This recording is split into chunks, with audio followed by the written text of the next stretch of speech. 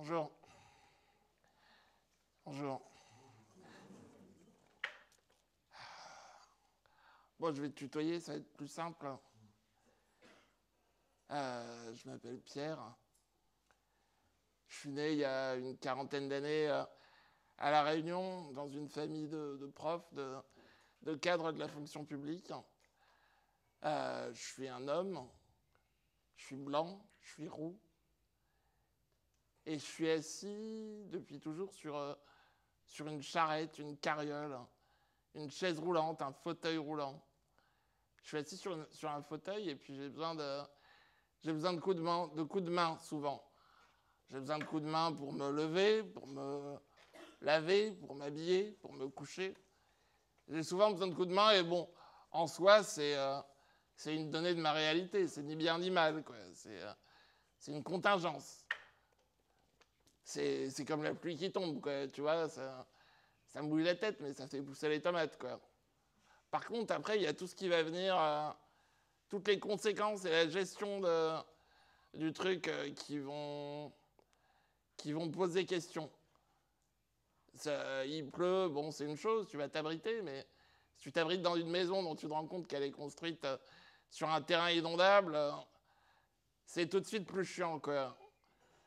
Et voilà.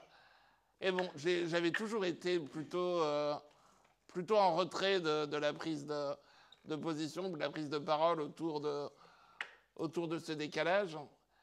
Et puis, genre, j'avais pas envie de me prendre la tête avec les personnes qui se garent sur les places handicapées. J'avais envie d'autre chose, quoi. J'avais pas envie de m'encombrer avec ce genre de choses.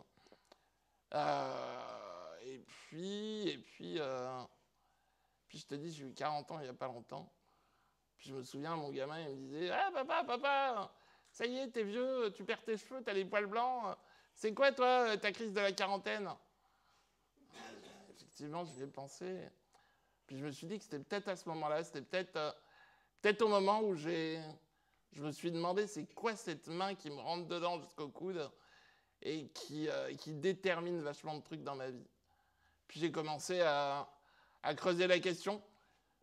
J'ai commencé à me renseigner, puis je me suis rendu compte qu'il y avait toute une communauté de gens qui étaient en lutte, qui militaient autour de leurs droits, autour de ce décalage entre les faits et la difficulté de gestion des faits. Et puis, alors en découvrant cette communauté, je me suis rendu compte que c'était que des gens, t'as vu comme moi, tordus, bizarres, biscornus. Et puis j'ai vraiment eu un mouvement quelque chose de viscéral, quoi. Un vrai mouvement de rejet, quoi. Un vrai mouvement de rejet. Et c'était pas facile, quoi. Vraiment du dégoût, quoi. Vraiment du dégoût. Le dégoût, c'est l'émotion qui te pousse à garder loin, à mettre loin ce que tu veux pas mettre à l'intérieur. Et j'arrivais pas, l'image de leur corps était tellement présente pour moi, tellement gênante que ça m'empêchait d'écouter ce qu'ils disaient. Et bon, ça m'empêchait vraiment d'écouter ce qu'ils disaient. Et je me suis rendu compte, en fait, en découvrant ce dégoût-là, que je venais de rencontrer le cœur même de la discrimination, le cœur du validisme. Bon, alors le validisme, si je te raconte que c'est l'oppression et la discrimination systémique de tous ceux qui sont en dehors de la norme médicale, je t'ai servi une boîte vide pour un concept mou, quoi, tu vois. Non, le validisme, pour moi, c'était un vrai outil, une vraie arme. Quand on nomme quelque chose, on le fait exister. Et ben, c'est en mettant ce mot-là que je me suis rendu compte d'énormément de choses qu'il y avait à l'extérieur et à l'intérieur de moi. Genre, dans mon quartier, il y a un autre bonhomme en charrette qui habite le quartier, et lui, il a des gros problèmes d'élocution. Et Et puis, on fréquente le même bistrot. Et l'autre fois, je le croise au bistrot. Et alors, je lui dis, salut, machin, comment ça va, notre soeur? Et après coup, je me suis réentendu en train de le saluer. Je me suis réentendu lui demander des nouvelles. Et j'ai perçu toute la condescendance qu'il y avait dans ma voix. Cette espèce de supériorité, ce ton-là, à peine perceptible, mais que j'avais déjà entendu combien de fois à l'extérieur de moi, que j'avais déjà entendu dans des personnes qui s'adressaient à moi. Et je me suis senti, j'ai ressenti ce que j'avais à l'intérieur de moi quand je me suis adressé à lui comme ça. J'ai ressenti toute cette manière que j'avais eue de me rassurer en employant ce ton-là. Cette manière que j'avais eue de me dire ah ben je suis sympa avec lui parce que bon moi au moins je suis pas comme ça moi au moins et en employant ce ton-là je m'étais moi-même rassuré. Donc c'était vraiment ça. Mais le validisme, c'est un peu comme toutes les discriminations, comme le sexisme, comme le racisme. C'est des notions qui s'emploient avec le verbe avoir, pas avec le verbe être. C'est pas soit tu es sexiste ou soit tu l'es pas. Soit tu es raciste ou soit tu l'es pas. Non. Tu as à l'intérieur de toi une sorte de petit sachet de thé à la merde qui va infuser pendant 40 ans du validisme, du sexisme et du racisme. Et qui va faire pousser une sorte de petit nazi en train de gueuler des trucs du genre ya, avancez, avancez, toutes nos douches sont accessibles. Enfin bon, non mais peut-être pas quand même, c'était pour la blague, mais non, par contre, il a fait un petit sachet de thé à la merde, il a fait pousser des voix à l'intérieur de moi que j'ai commencé à identifier. Genre, il y a une de ces voix que j'ai appelée Gérald. Il est à la voix d'intérieur. Gérald, il est à l'intérieur. Mais bref. Et donc, Gérald, j'entends me dire des trucs souvent.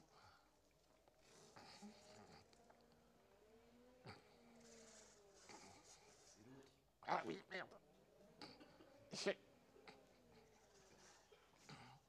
Ouais, Gérald, il me dit par exemple, mais qu'est-ce que tu me racontes, Pierre?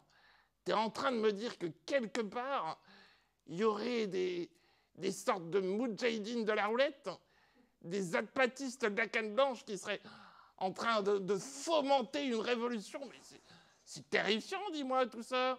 Putain, un grand capital a qu'à bien se tenir, hein. Et puis attends, c'est quoi ton histoire là? Le quoi? Le validisme. Putain, mais t'en as pas marre des moraïsmes?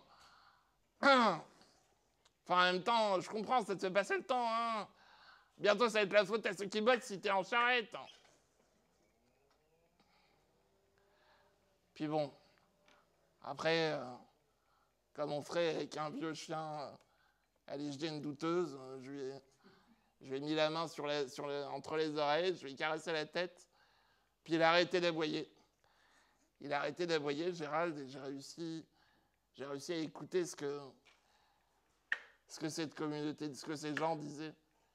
J'ai réussi à les écouter, et puis je me suis entendu. Et puis, c'était un gros coup de vent à l'intérieur. C'était vraiment un gros coup de frais, quoi.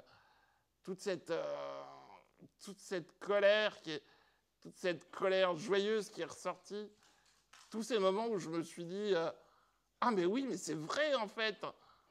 Putain, on a le droit de dire ça. Et c'est légitime en plus.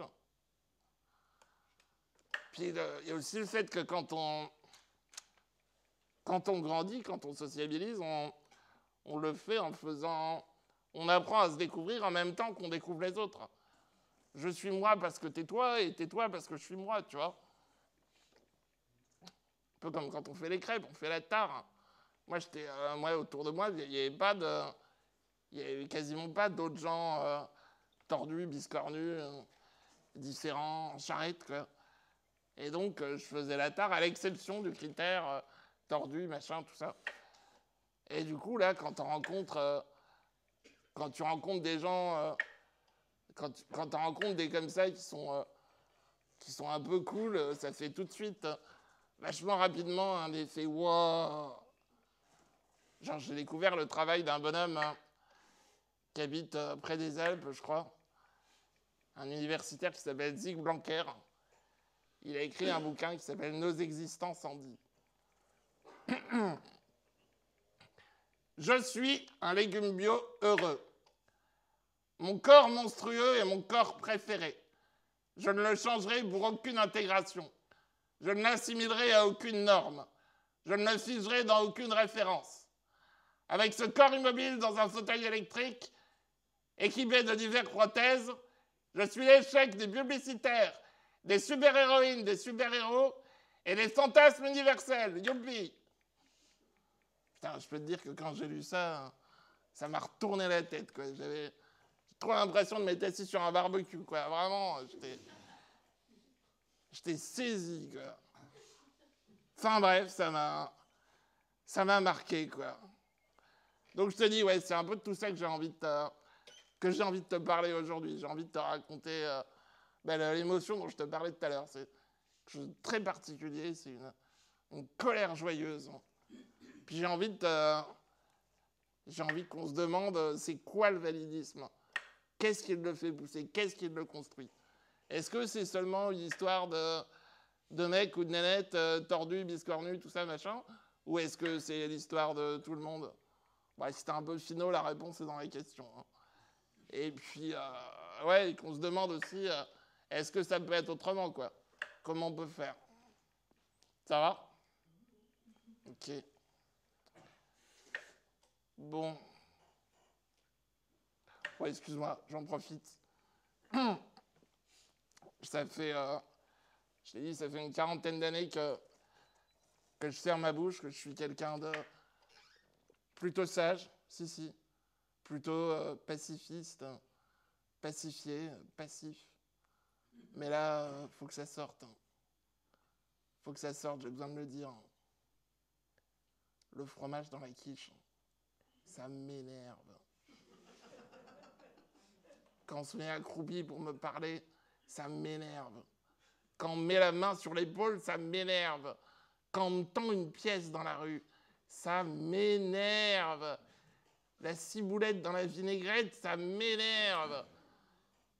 Les gens qui demandent à leurs enfants de détourner le regard dans la rue, ça m'énerve. Quand on met trop d'eau dans mon Ricard, ça m'énerve.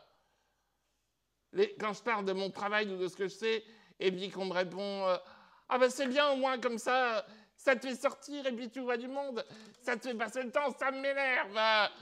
Quand on me dit ah ben t'es courageux en tout cas, hein, c'est formidable, quel courage, ça m'énerve. Je suis pas courageux, je ne veux pas être courageux, je suis de lâche, voilà. J'aime la lâcheté, c'est ma seule patrie. Et puis oui, c'est une conférence avec des gros mots. Bon, bah c'est mieux dehors que dedans. Hein. Bon, moi, quand j'étais gamin, j'étais plutôt joyeux. Même maintenant, je suis pas... Je suis je suis pas malheureux, quoi. Enfin, comme toi, quoi, tu vois, ni trop peu, quoi, dans la moyenne. Hein. Dans la moyenne du bonheur national. Quand j'étais un gamin, j'avais des copains, je faisais des cabanes, je faisais des bêtises. Des fois, j'avais les bonnes notes, des fois, j'avais les pas bonnes notes. Je voulais être trappeur au Canada ou chirurgien. J'avais fait le deuil de la marche. J'avais aussi fait le deuil d'avoir des nageoires. J'avais fait le deuil d'avoir des plumes. Bon, j'aurais bien aimé faire du vélo. Ça, j'aurais bien aimé faire du vélo. Mais j'aurais vachement bien aimé aussi avoir un dauphin apprivoisé, tu sais, comme le blond là dans la série. Enfin bref. J'aurais bien aimé aussi avoir un hélicoptère pour moi tout seul. Ça, j'aurais bien aimé. Et puis bon, je sais pas toi, mais moi j'ai l'impression que pour beaucoup de gens c'est comme ça. Enfin pour moi en tout cas c'était comme ça. J'ai l'impression que l'entourloupe, la grosse entourloupe, elle est venue du monde des adultes. Elle est venue du monde des adultes, mon entourloupe. Et moi, mon entourloupe, elle ressemblait à un mot Ce mot, c'est comme si que. Comme si que, c'est ce que le père de mon père, il me disait quand il devait me porter pour m'asseoir sur le siège en sky de sa 4L. Il me disait, Pierre, attrape-moi par le cou, fais comme si que. Bon, alors en soi, c'est un non-événement, hein, on s'en fout. C'est pas ça qui est important. Non, ce qui est important, c'est le morceau de langage. Le mécanisme qu'il y a derrière ce langage-là. Derrière ce morceau de langage. Cette manière de travestir la réalité pour en faire quelque chose de préférable. Ça me fait penser à une histoire qu'on me racontait quand j'étais gamin, que j'adorais cette histoire. C'est l'histoire de la chèvre qui vit chez un vieux bonhomme au fond de la montagne. Et puis, à un moment, elle se met à pleurer, comme pleurent les chèvres. Elle dit, mais, s'il te plaît, laisse-moi partir, mais... Alors, le vieux bonhomme, il s'énerve. Oh, tu m'emmerdes, puisque c'est comme ça, je te fous au garage. Alors, il la met au garage, mais il est con, il oublie de fermer la fenêtre. Alors, la chèvre, elle se barre. Et puis là, elle vit trop sa meilleure vie, elle voit bouffer des fleurs, elle boit l'eau de la rivière, elle se fait bouillasse par un chamois. Et puis, la nuit arrive. Et derrière un arbre, elle voit deux oreilles pointues, deux yeux qui brillent. C'était... Eh ben, avant, tu la connais? Et puis là, toute la nuit, ils vont se battre. Elle lui donne des coups de corne, des coups de sabot, il la mord, ils saignent tous les deux, jusqu'à ce qu'au matin, dans un lit de frais cressons bleus, non, c'est autre chose, mais bref, jusqu'à ce qu'au matin, la chèvre tue le loup. Et voilà. Allez, bonne nuit Pierre, fais dodo. J'avais très peur des loups quand j'étais petit. Et même après cette histoire, j'avais toujours aussi peur des loups. C'était la solution qu'on avait trouvée pour m'aider à gérer cette peur du loup. C'est que vachement longtemps après que j'ai appris que c'est le loup, en fait, qui bouffe la chèvre jusqu'à la dernière touffe de poil. Mais ça aussi, ça parle du mécanisme de déni. Le déni, c'est la première étape du processus de deuil que l'esprit humain doit mettre en place pour accepter une nouvelle réalité. Le déni, c'est le fait de transformer une représentation de la réalité qui est source de mal-être ou d'angoisse en représentation de la réalité sécurisante, rassurante. Je sais pas, c'est comme si que ici et maintenant, on était tous dans le déni du fait qu'on habite des corps vulnérables, des corps sensibles, des corps vieillissants, des corps mortels. Et en voulant mettre à l'écart, en voulant mettre au loin cette vulnérabilité, cette mortalité, on va mettre à l'écart, on va mettre loin de nos regards, où on va étiqueter comme étant différents de nous les personnes qui incarnent cette vulnérabilité et cette mortalité.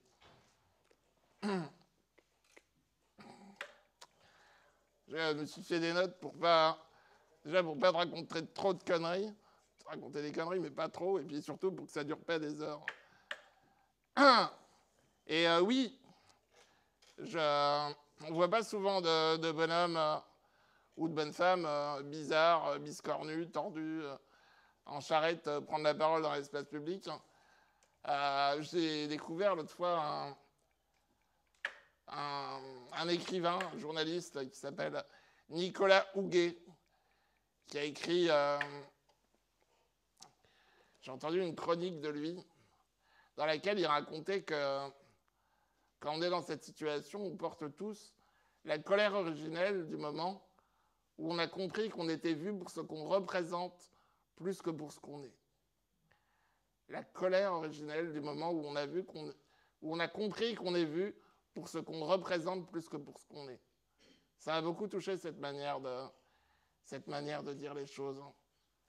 La colère originelle du moment où on a compris qu'on est vu pour ce qu'on représente plus que pour ce qu'on est. Ça m'a ramené au petit Pierre que j'avais été une fois, je sais pas, je devais avoir 8-10 ans où j'étais en vacances avec mes parents, ma frangine. Et puis, je sais pas, au Portugal, ça on s'en fout. Et puis je croise une gamine dans la rue. Alors je lui souris, simplement. Et je me souviens vraiment du mouvement de recul qu'elle a eu en me voyant sourire, en me voyant simplement un vrai mouvement de recul, de peur, de dégoût. Et jusqu'à aujourd'hui, j'essaye de consoler le petit Pierre de l'époque qui avait eu un gros chagrin. Ça m'amène à cette manière dont on est vu pour ce qu'on représente. Ça m'amène à te présenter quelqu'un qui est un autre personnage qui va occuper la scène à un moment, qui est à l'intérieur de moi aussi, ou plutôt trop à l'extérieur de moi. Est-ce que tu peux m'aider j'aurais besoin d'un coup de main de toi, enfin de l'un d'entre toi, c'est bizarre à dire, pour aller chercher... Ah ben merci camarade.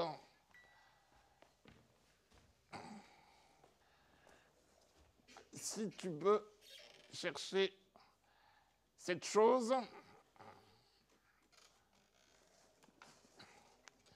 et la ramener ici. Voilà. Tadam! Je vous présente le clandestin.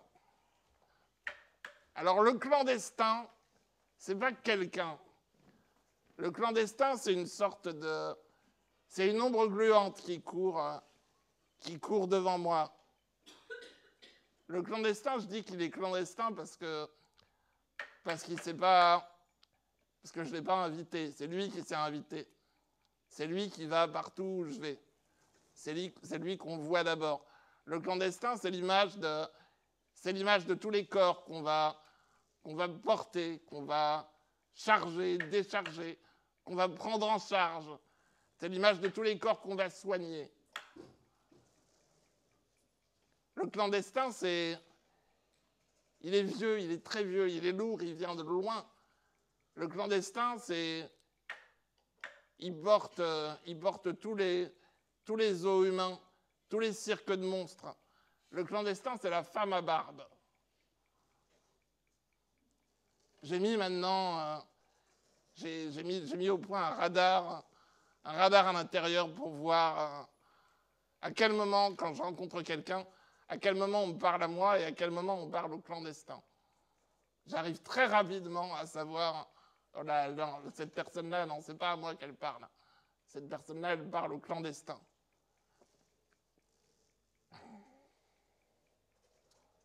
Et par rapport, et le clandestin, il prend beaucoup de place également dans les relations. Dans une fratrie, c'est compliqué de vivre à côté d'être le frangin ou la frangine de quelqu'un bizarre, biscornu, tordu. C'est compliqué d'avoir à côté de soi un aspirateur à regard, un aspirateur à attention. Comment tu fais? Quelle stratégie tu dois mettre au point pour exister? Pour qu'on te regarde aussi. Ma mère, elle m'a raconté quand j'étais gamin, elle m'a raconté qu'elle n'avait pas voulu dire à ses collègues elle n'avait pas voulu dire à son travail qu'elle avait un fils en charrette parce qu'elle ne voulait pas que le regard des autres change sur elle. Elle ne voulait pas attirer de la condescendance ou de la sympathie, de la fausse sympathie. Enfin, elle ne voulait pas que ça change, quoi. Et je la comprends. Je peux même dire qu'une certaine fierté de ce besoin d'authenticité.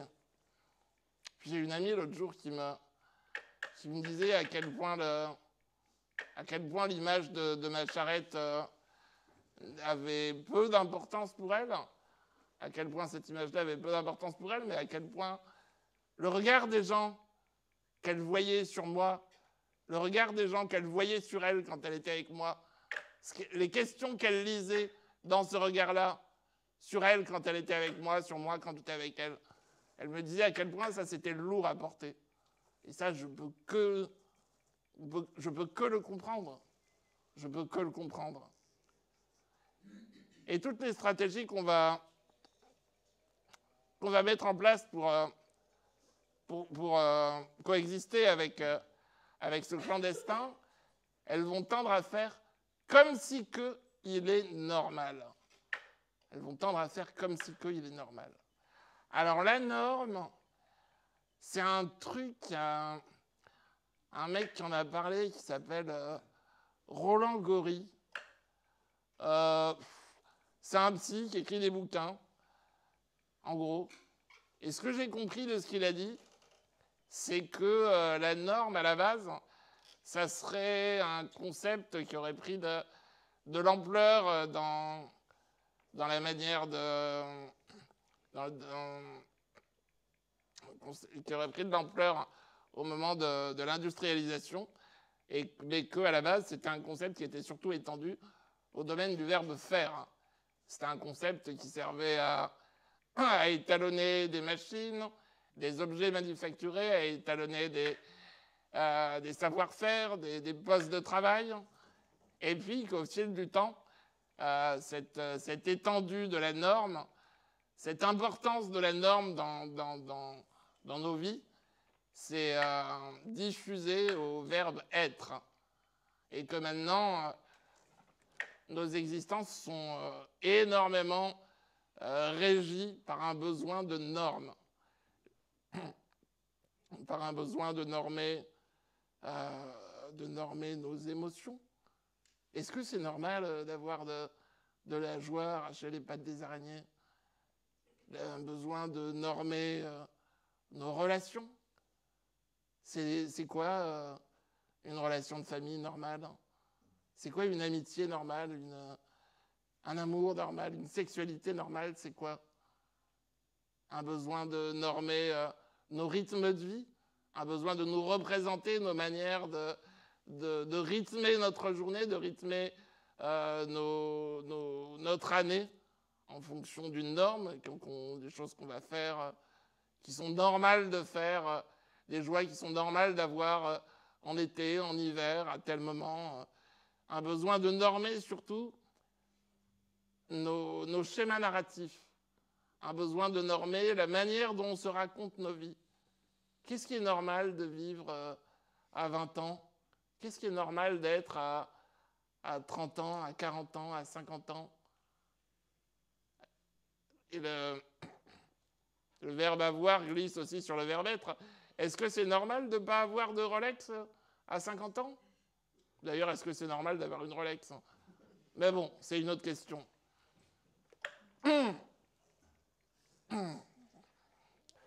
Zig Blanquer, le légume bio dont je te parlais tout à l'heure, lui, il dit que l'image du corps handicapé, elle est gênante parce qu'elle vient interroger la norme du mode de vie valide qu'il appelle le mode de vie PCP. Le mode de vie construit autour de la production, de la consommation et de la procréation. Moi, j'ai longtemps aimé me raconter cette histoire-là. J'ai longtemps eu besoin de ça, de me raconter, tu sais, l'histoire du mec normal, quoi. Le mec pas biscornu, tordu, différent, en charrette. Non, le mec normal. Mais je me disais, le mec normal, c'est moi. Puis j'avais coché toutes les cases. Hein. Là, j'étais fier, hein. J'étais marié. J'étais devenu le père d'un garçon extraordinaire dont je suis fier depuis le premier jour où j'ai mis mes yeux sur son berceau. Et puis surtout, j'avais un emploi salarié. Alors ça me faisait bicher. Hein. Alors ça, l'emploi salarié, je peux dire, moi je suis un mec normal. Hein, tout ça. Bref.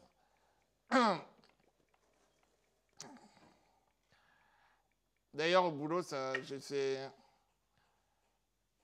En bossant, j'ai rencontré une autre voix dans ma tête. Ça a mis en avant souvent une autre voix dans ma tête. Avant de te la présenter, je vais demander à l'un de toi de virer cette espèce de machin clandestin qui est venu s'incruster sur la scène. Est-ce que l'un de toi, camarade, merci.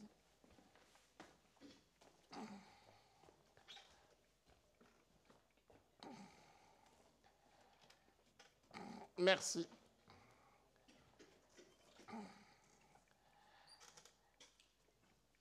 Merci, merci. Et donc, je te disais que j'avais rencontré un autre personnage à l'intérieur d'une autre voix, à l'intérieur de moi, que j'ai appelé Monique. Alors, ça n'a pas de raison particulière. Hein. Il fallait choisir un nom, bon, c'est tombé sur Monique, mais il y en a des cools, des Moniques. J'en connais des très cools, mais bref. Monique, la voix de Monique, c'est un peu la voix du validisme bienveillant. Monique, elle va te plaindre ou elle va t'admirer, mais elle va jamais vraiment t'écouter. Elle va jamais vraiment t'écouter. Monique, elle va pas te regarder parce que elle a peur de toi, puis elle a peur d'elle aussi. Et puis, je vais te dire, Monique est un peu conne. Et puis, surtout, Monique, elle a peur de la solitude. Monique, elle a peur de la souffrance. Monique, elle a peur de la mort. Et je te dis, au travail, je l'ai souvent entendu la voix de Monique, au travail ou ailleurs, mais là, je te parlais de mon boulot, ça me revient.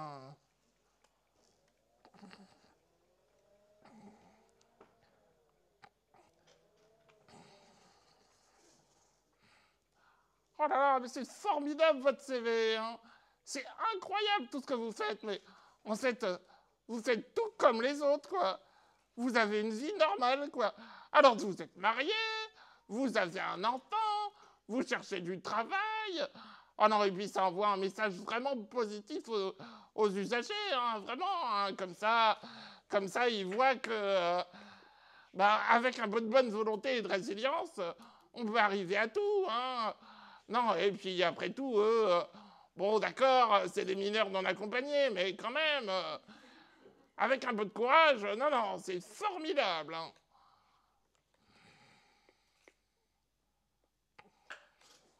Enfin bon, en gros, moi, je faisais tout pour exister derrière le clandestin. Ouh, je suis là, et ben non.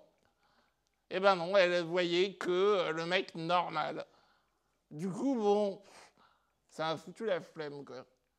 Ça a foutu la flemme, je dis allez chier un peu, et puis j'ai lâché la rampe de cette normalité qui me rassurait. Cette normalité que je tirais sur moi avec énergie pour me réconforter, pour me rassurer. Puis Monique, je l'ai souvent entendu encore après, genre à l'école. Je vais te raconter le début de ma scolarité. Je suis entré à la maternelle. Alors mes parents, j'ai la chance d'avoir des parents qui avaient un certain capital symbolique et qui ont tout fait pour que je sois toujours inscrit dans des écoles ordinaires. Quelle chance! Pour que je sois jamais inscrit en milieu spécialisé. Même si les toubibs ils disaient que je serais trop teubé, tout ça, mais en fait, mes parents, ils ont dit non, on va le mettre en milieu ordinaire, tout ça, machin, bref. Donc, ils avaient tout fait pour trouver, c'était genre, tu sais, au début des années 80, ils avaient tout fait pour trouver une école accessible, une école dans laquelle ils avaient trouvé une équipe qui acceptait de m'accompagner. Et donc, ils m'amènent à l'école, le premier jour d'école, comme tous les gamins, j'étais excité, j'étais inquiet. Et puis, j'avais un petit sac avec un petit goûter.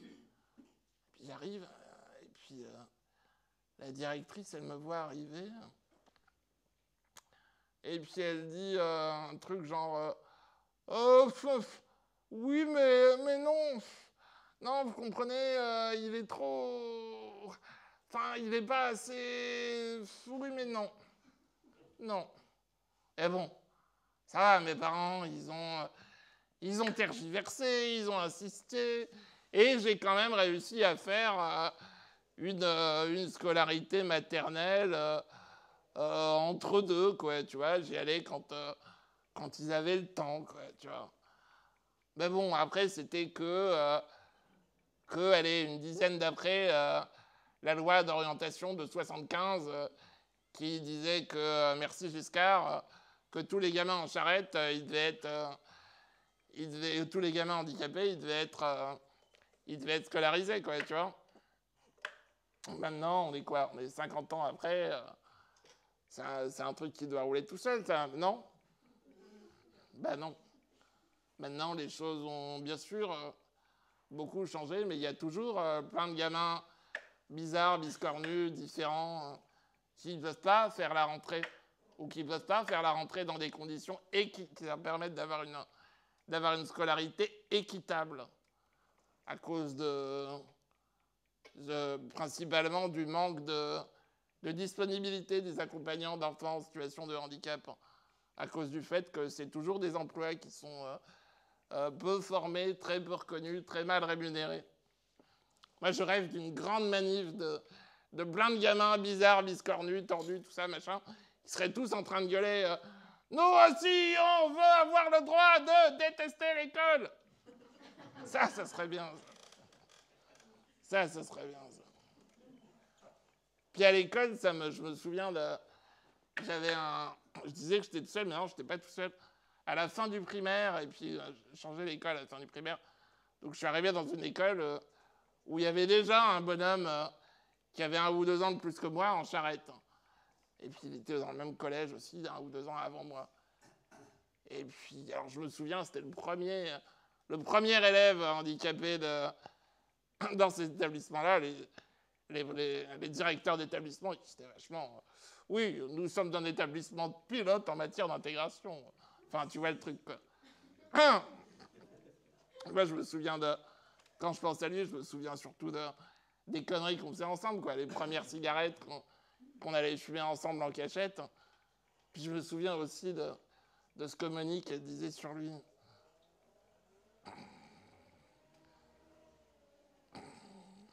Ah, merde.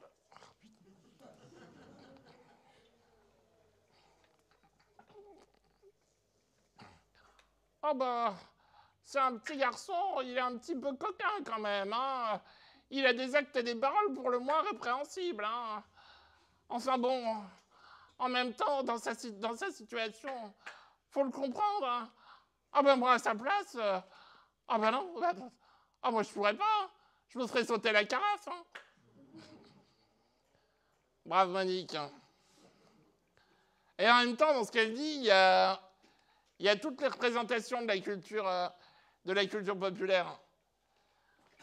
Tous les personnages bizarres, biscornus, tout ça, machin, dans la culture populaire, c'est pas compliqué, il y en a surtout de 3 sortes. T'as soit le héros résilient qui va, grâce au prix de qualité humaine extraordinaire, qui va réussir à traverser le Pacifique sans bras ni jambes, avec le sourire et une bonne haleine. C'est soit le pauvre malheureux, victime de la fatalité, qui croule sous le poids de son handicap, ou soit le méchant pervers, mais que tu te rends compte à la fin que c'est pas vraiment de sa faute, que bon, il a un lourd secret, genre le capitaine Ahab, quoi, tu vois.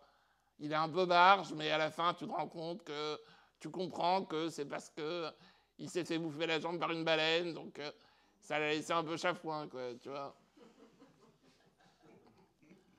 C'était ça que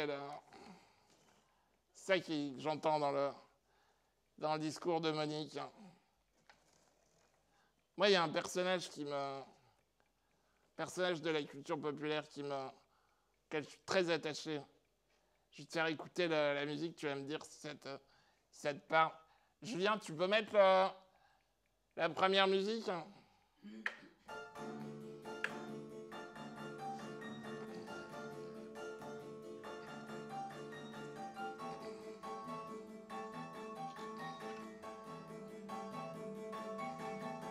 Merci. Ça te revient? Non? C'est le... Ouais, exact, merci. C'est les aventures de Pinocchio avec Nino Manfredi, je sais pas, un film ou un téléfilm italien des années 70, je crois. Ouais, c'est vraiment un personnage Pas le Pinocchio de Disney, non, ça c'est un peu un bouffon. Non, ce Pinocchio-là, moi, il me plaît bien. Je te raconte vite fait, hein.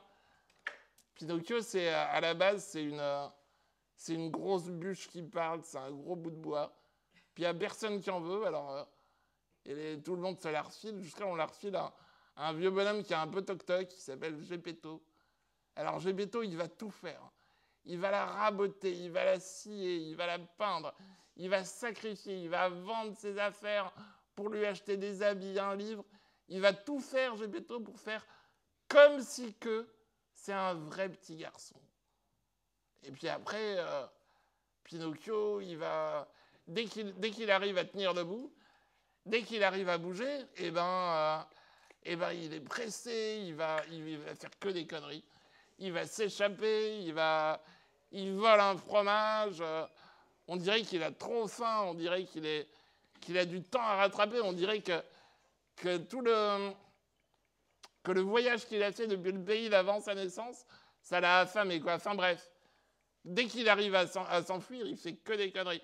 Il va rejoindre une troupe de marionnettes, il va rejoindre le pays des enfants. Pinocchio, en fait, Pinocchio, c'est un cri, quoi. C'est un cri de liberté pour moi. Pinocchio, c'est vraiment un personnage... comment dire? Il est badass, quoi. Il est badass, il est punk. Pinocchio, il est tout entier, je trouve, dans le décalage entre, d'un côté, une grande vulnérabilité, une dépendance de par sa condition de marionnette qui a besoin de quelqu'un, normalement, pour tirer ses ficelles et qu'elle bouge. D'un côté, cette vulnérabilité-là, cette vulnérabilité face à la bonne fée qui accepte ou pas, selon son humeur, de lui filer un coup de baguette magique pour qu'il se transforme tantôt en petit garçon, tantôt en marionnette. Tu parles connasse de bonne fée. Cette vulnérabilité face à tous les adultes qui lui veulent du mal, qui veulent le pendre, qui veulent le voler, aux adultes à l'adulte qui le jette à la mer. Et cette vulnérabilité de son corps, t'as déjà vu Pinocchio, comment il marche? Tu te demandes comment il fait pour tenir debout, quoi. Il a des bras et des jambes en brindilles, en allumettes, quoi, tu vois. Et d'un autre côté, son irrépressible envie de faire des conneries. De faire des conneries et d'exister par lui-même. D'exister dans la joie. Pinocchio, en fait, on dit tout le temps, ouais, Pinocchio, il ment, tout ça, le nez qui pousse, tout ça.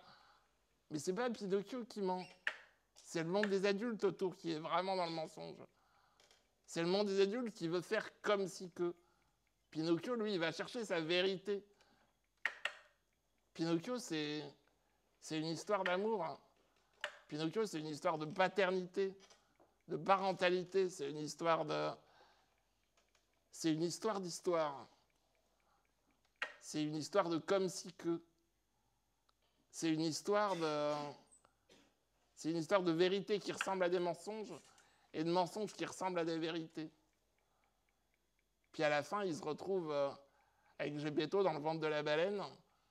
Et puis il trouve un allié, le seul allié du film, le thon, qui l'aide à sortir.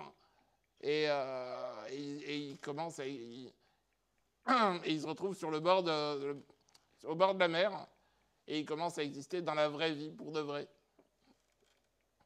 Pinocchio, c'est un peu mon histoire. Peut-être un peu ton histoire aussi. Enfin bon. Et puis, je te parlais de la musique de Pinocchio. C'est comme une grosse marmite qui bouillonne, hein, un gros bouillon à l'intérieur de moi. Et puis, il y a une autre musique qui m'est restée, hein, qui me fout encore les poils. Hein. Mais ça, c'est plus en mode chien de Pavlov, quoi. Tu peux mettre l'autre truc, Julien, s'il te plaît?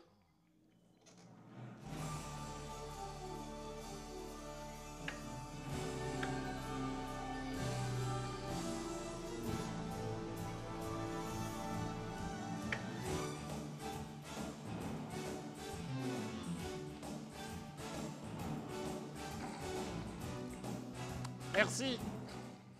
Bon, t'as reconnu, hein? Non, t'as pas reconnu? C'est le... Non, je veux pas dire le mot. Mais en gros, c'est un spectacle qui veut vendre de l'espoir. Qui veut vendre l'espoir un peu avant Noël. Un spectacle télé qui veut vendre l'espoir de peut-être nous permettre d'arriver au statut au-delà duquel aucun bonheur n'est possible, qui veut nous permettre d'arriver au statut de valide.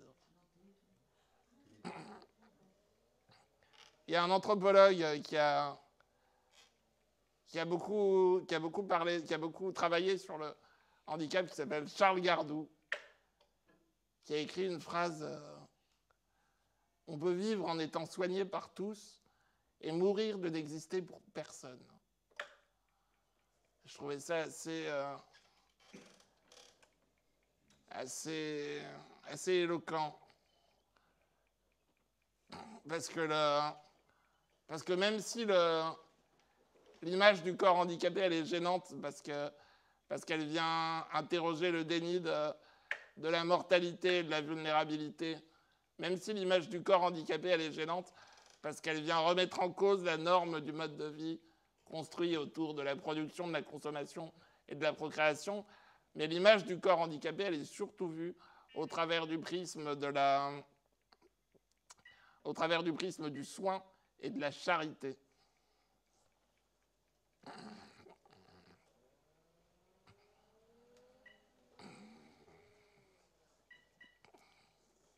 Ah, pour une fois, je ne me trompe pas. Sérieusement, Pierre? Droit dans tes bottes, tu vas me dire ça? Non, mais sans déconner, tu te décrottes le nez avec un pic à brochette, hein, tu vas chercher trop loin. Non, mais vraiment, c'est toi, là, qui va critiquer le Téléthon? Sérieusement? Mais tu disais pas ça l'an dernier quand tu étais en train de cracher tes poumons, hein?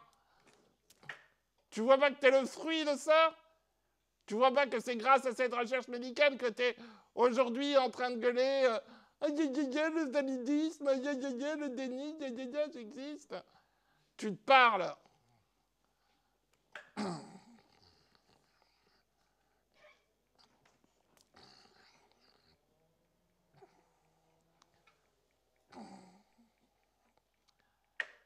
Mais non, évidemment que on peut pas critiquer on peut pas, et même ça serait un non-sens de critiquer la recherche médicale.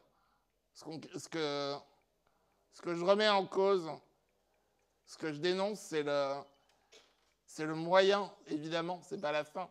Ce que je dénonce, c'est le fait que le budget de la recherche soit complètement délaissé et qu'on mette un spectacle tourné autour de la charité, autour d'une charité moyenâgeuse qui enferme les personnes qui prétendent sauver dans des représentations qui ne sont que rabaissantes, qui enferment et qui fait de la personne qui demande, dans un contexte où les relations économiques sont omniprésentes, où les relations économiques imbibent et déteignent sur les relations humaines, la place de celui qui demande, la place de celui qui doit dire merci, elle est forcément en dessous, elle est forcément dénigrée. Ça fait forcément des personnes qui sont sauvées par le Téléthon, des personnes décrédibilisées, infantilisées, désexuées.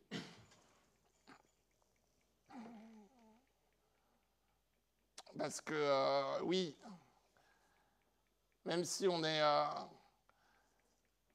tous inégaux par nature, en voulant lutter contre cette inégalité-là, c'est comme ça qu'on va renforcer cette inégalité-là. La seule manière de lutter contre le handicap, la seule lutte contre le handicap, elle sera relationnelle.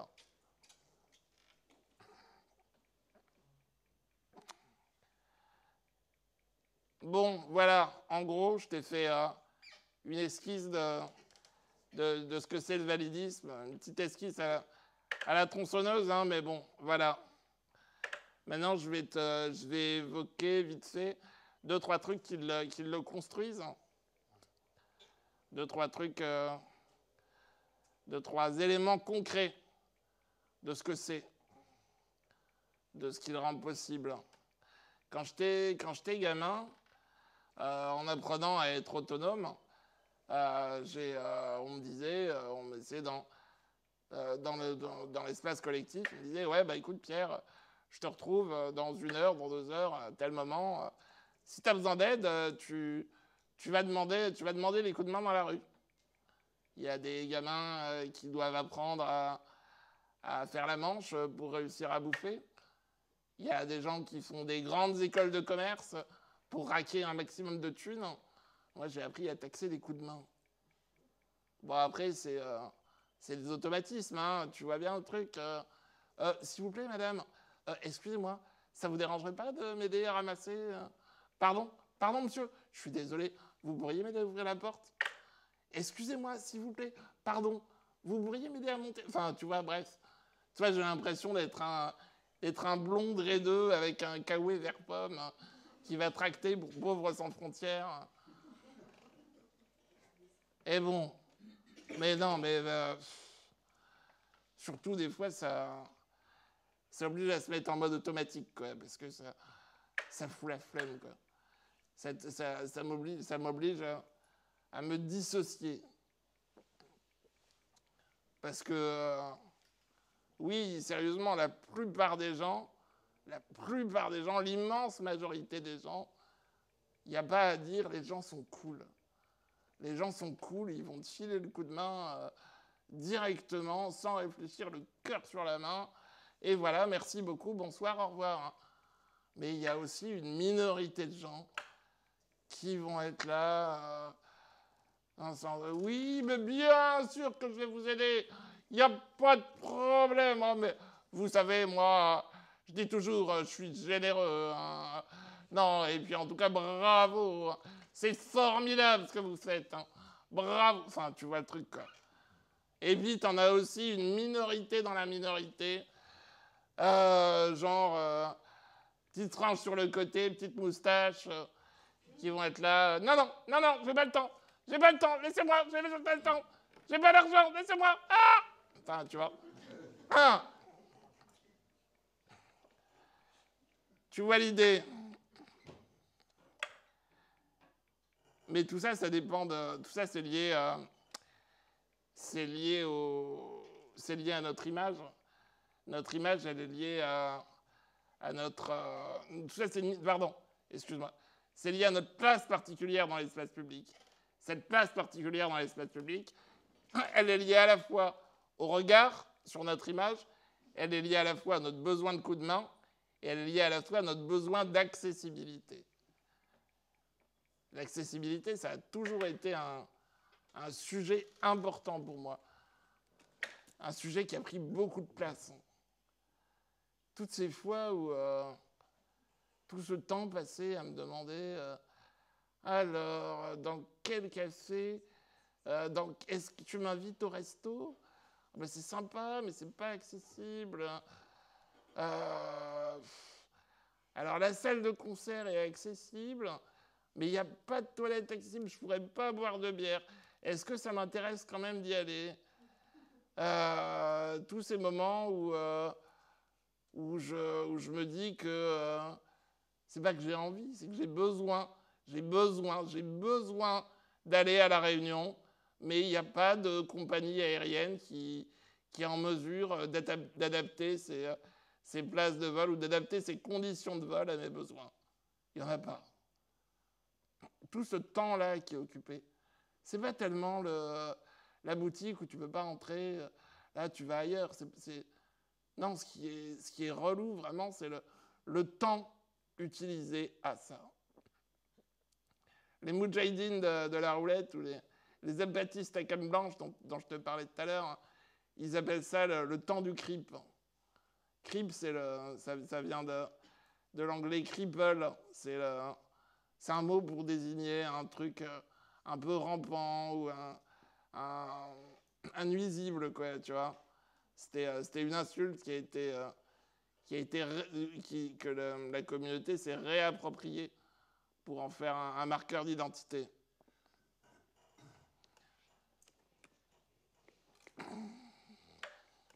Donc oui, je te disais que l'accessibilité, ça a toujours été un sujet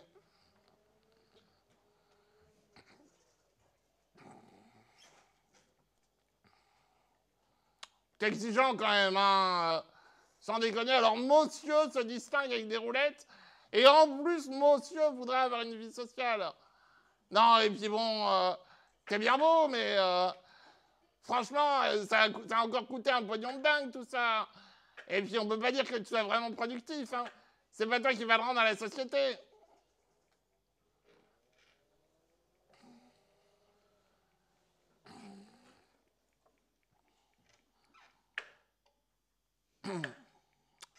Le truc, c'est que non, mais il y a toujours quelque chose. Il y a toujours quelque chose à prendre dans ce qu'il dit, hein, dans ce qu'ils disent Gérald et Monique. Hein. En matière d'accessibilité, ça fait des années qu'on fait un pas en avant, 3 pas en arrière, et qu'on est coincé entre la minorité apparente des bénéficiaires et le besoin de rentabilité qui n'est pas compatible avec l'investissement de l'accessibilisation. Mais c'est comme si... mais on est coincé là-dedans parce qu'on voit que toutes ces mesures qui sont faites pour adapter l'environnement à notre place, c'est comme si elles étaient faites pour nous donner une place malgré notre handicap, pour qu'on puisse exister, même si, pour qu'on puisse exister quand même. Moi, je n'existe pas malgré mon handicap. Moi, j'existe avec mon handicap. Mon handicap, c'est moi.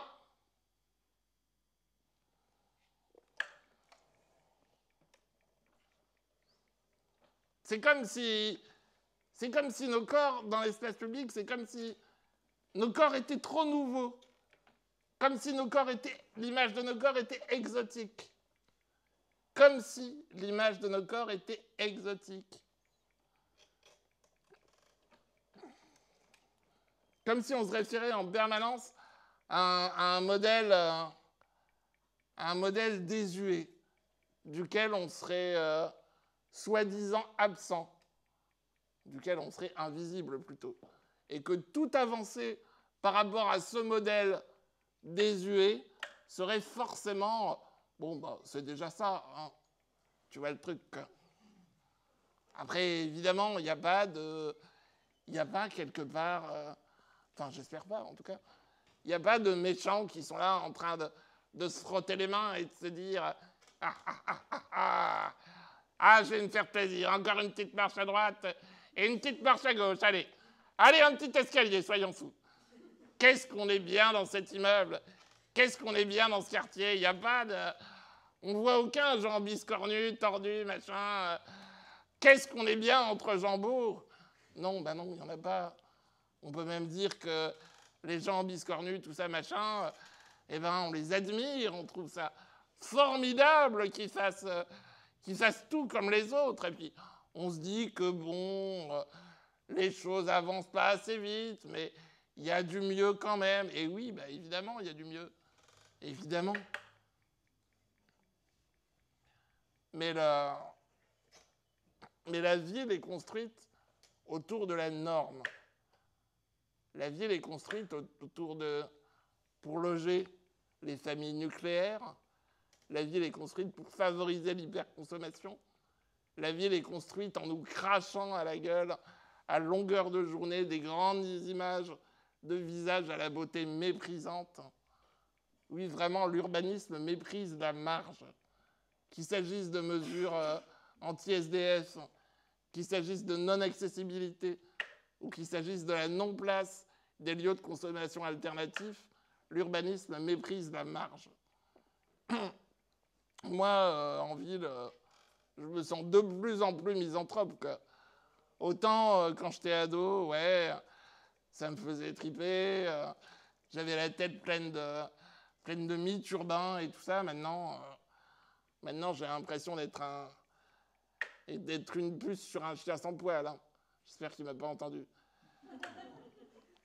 Maintenant, j'ai l'impression d'être d'être un cégétiste à l'arbre de Noël du MEDEF, quoi. Enfin, ça me hérisse, quoi.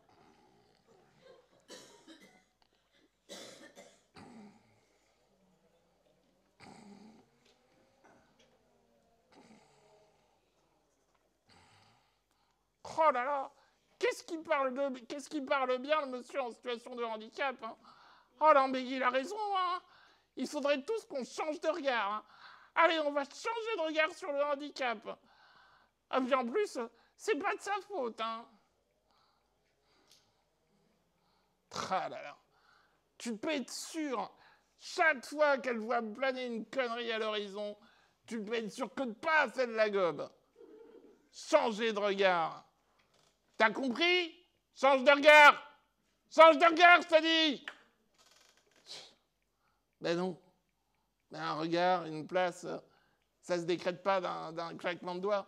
Ça se décrète pas d'un coup de baguette magique. Une place et un regard, ça se construit. Ça se construit en réunissant les conditions de vie qui vont rendre possible notre manière de nous réapproprier nos choix. Ça se construit en permettant la vie autonome. Ça se construit en nous donnant une vraie place à l'intérieur de la communauté. Et cette place-là, elle dépend de l'utilisation qu'on va faire de la capacité d'entraide de l'espèce humaine. De la capacité d'entraide à l'intérieur de notre époque. Alors l'entraide, c'est avec la capacité d'entraide avec l'espèce humaine, c'est une donnée, c'est une contingence, c'est comme ça. C'est ni bien ni mal, enfin si, c'est plutôt bien pour le coup, mais l'espèce humaine est capable d'entraide. On s'est rendu compte, Darwin, il a montré que l'évolution des espèces, elle est liée à leur capacité d'adaptation. Même qu'il y a des adaptations à leur environnement. Ouais. Même qu'il y a des petits malins qui se sont dit « Ah mais oui, mais c'est bien sûr, mais on va faire comme ça, on va organiser la société comme ça. Tu sais pas t'adapter, bah tant pis, chacun sa vie, chacun sa merde. » Et tonton Charles, il a dit « Bob, c'est pas ça du tout. Bande d'encravatés, coupe rosée, bah non, vous n'y êtes pas du tout. L'entraide elle-même, c'est un facteur d'adaptation. L'entraide d'elle-même favorise l'adaptation à l'environnement. Même que c'est la seule interaction entre espèces ou individus qui soit bénéfique à ces deux protagonistes. Même qu'on s'est rendu compte, on a retrouvé il y a des restes humains qui dataient d'il y a vachement longtemps, longtemps avant la télé en noir et blanc. Et on a compris en observant ces restes que ces individus avaient survécu de nombreuses années grâce à l'entraide de leur groupe humain. Et on a compris que cette entraide, elle était régulée par un statut différent à l'intérieur du groupe. Par le fait que ces individus n'avaient pas la même manière d'être à l'intérieur du groupe, n'avaient pas la même manière de faire, qui rendait l'entraide en étant quelque chose d'autre à l'intérieur du groupe. Une sorte de don contre don.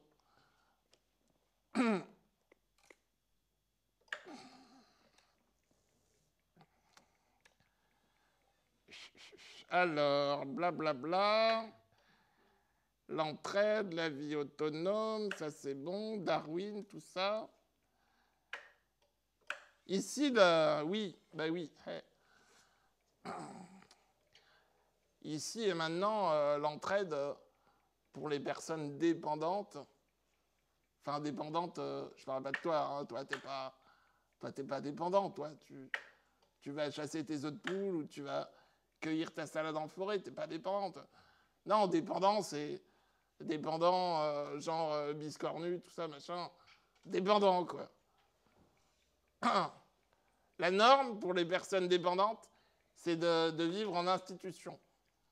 Alors l'institution, c'est des lieux qui vont regrouper les personnes à besoins spécifiques et qui vont regrouper aussi des moyens spécialisés de répondre à ces besoins.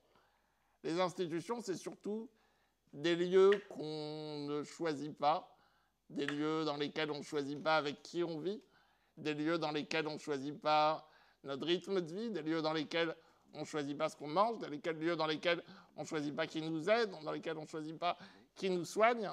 De la même manière qu'on va mettre les cimetières à l'extérieur des villes pour garder la mort loin de nos espaces de vie, on va mettre ces personnes à besoins spécifiques à l'extérieur de nos lieux d'activité, de nos lieux de vie. Même que la rapporteuse de l'ONU, dans les années 2000, elle a quand même dit à la France ouais, bon, vous êtes sympa, mais vous avez quand même signé un truc relatif aux droits des personnes handicapées. Il y a quelques années, vous savez, les institutions, il n'y en a pas des bonnes, c'est pas top. Hein, il y a déjà pas mal de pays en Europe qui ont commencé à fermer. Il faudrait peut-être quand même, non? Et la France, elle a dit, elle a regardé, et puis elle a dit ouais, mais non. Non, non. Parce que le truc qu'il faut savoir, c'est que les associations qui représentent au niveau national les personnes en situation de handicap, c'est les mêmes associations qui dirigent ces institutions. Donc forcément, tu comprends, c'est un petit truc qui schlingue, quoi, tu vois, une petite odeur d'inceste, hein, comme ça.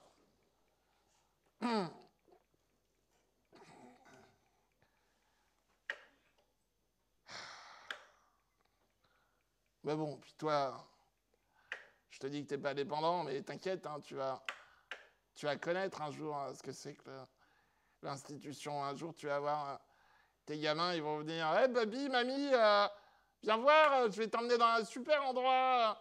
Tu vois, il y a plein de dames habillées pareil. Hein.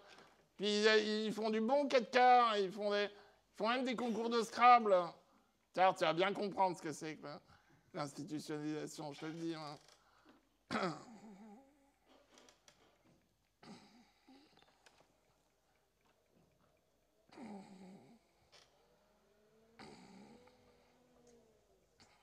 Ah, Pierre.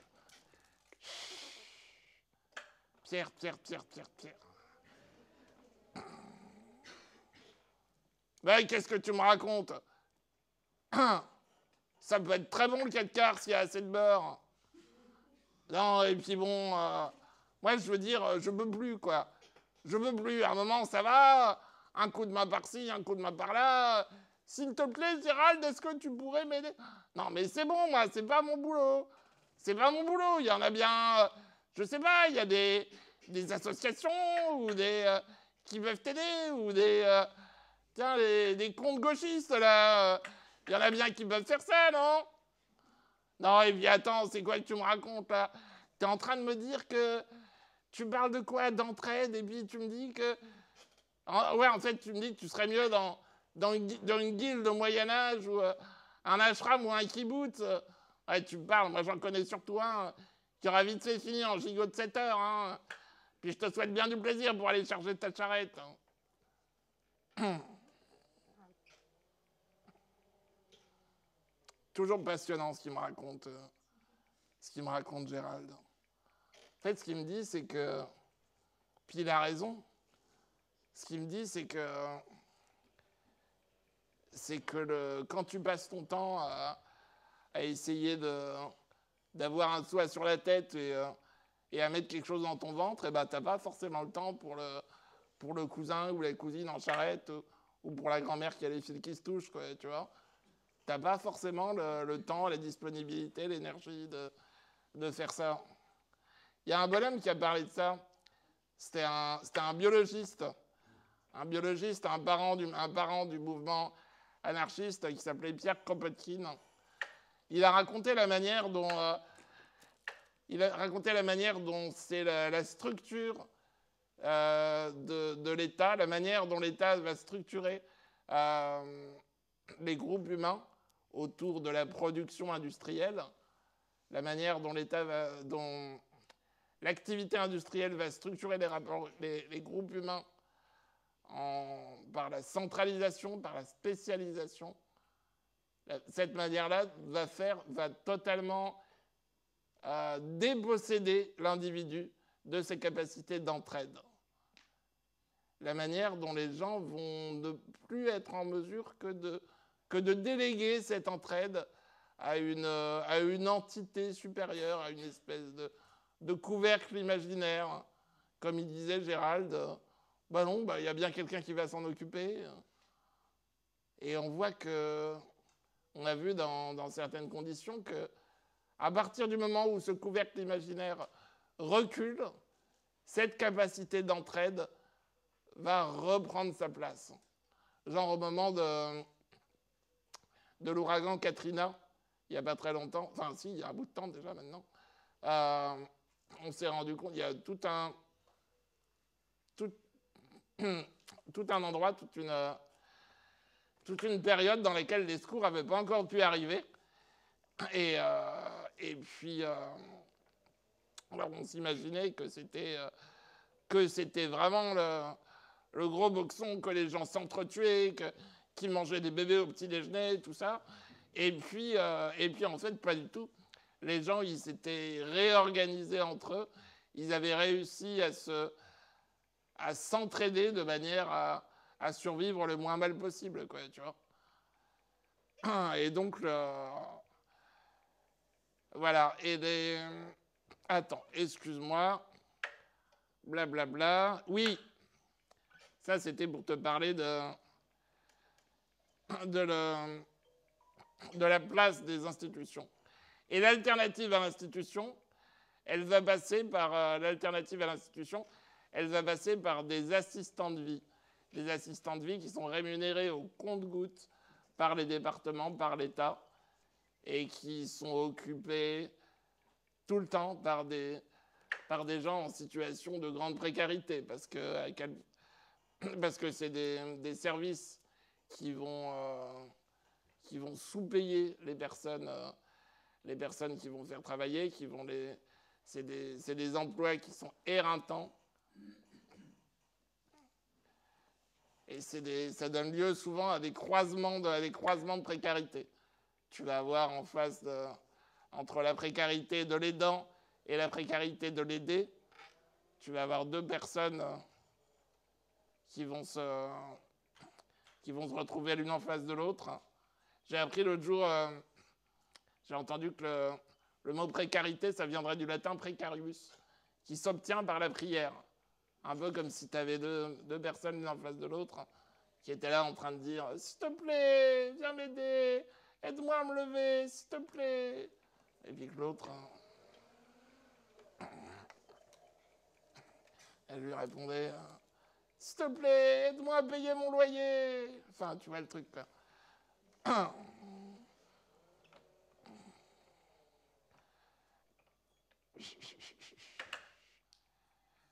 Mais ouais, mais ça fait que c'est ça qui rend possible le fait que la relation d'aide puisse être très violente.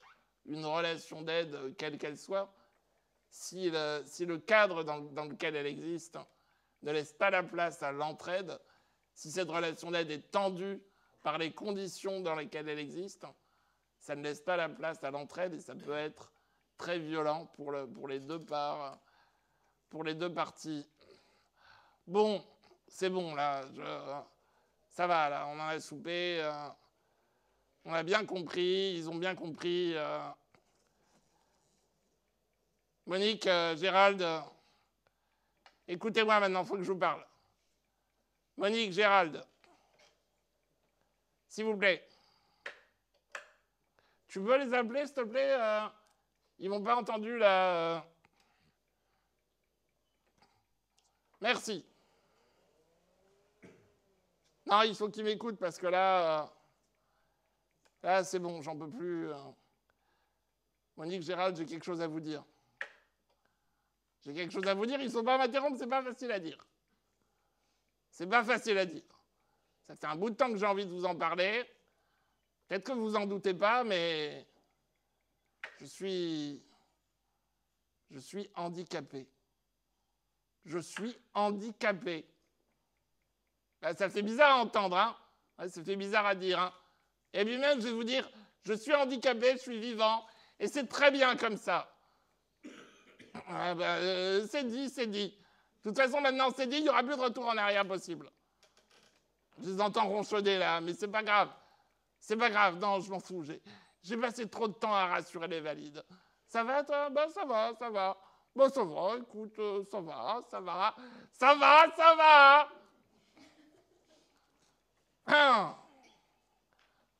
Ça va, quoi.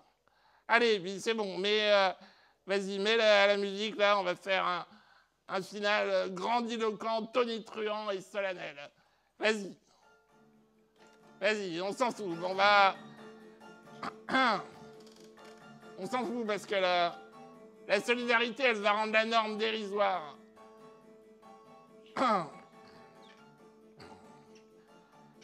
On s'en fout, on n'en veut pas de leur... Qu'ils les gardent, leur solidarité. Leur solidarité payante, elle est trop chère. Qu'ils les gardent, leurs bonnes intentions. On n'en veut pas, on n'en veut pas. Nous, on aura des guirlandes de coups de main. On aura des feux d'argent au bord des banques. Ce sera drôle et tendre. On va inverser la pitié. La nôtre, elle sera pour ceux qui sont restés prisonniers de leur peur. On sera tous tordus, bizarres, drôles et fiers. Ça sera nouveau. Le mépris des corps improductifs. À bas! Le rendement qui écrase le lien. À bas! L'impérialisme. Mais ça n'a rien à voir. On s'en fout, ça fait du bien. À bas! Le fromage dans la quiche. À bas!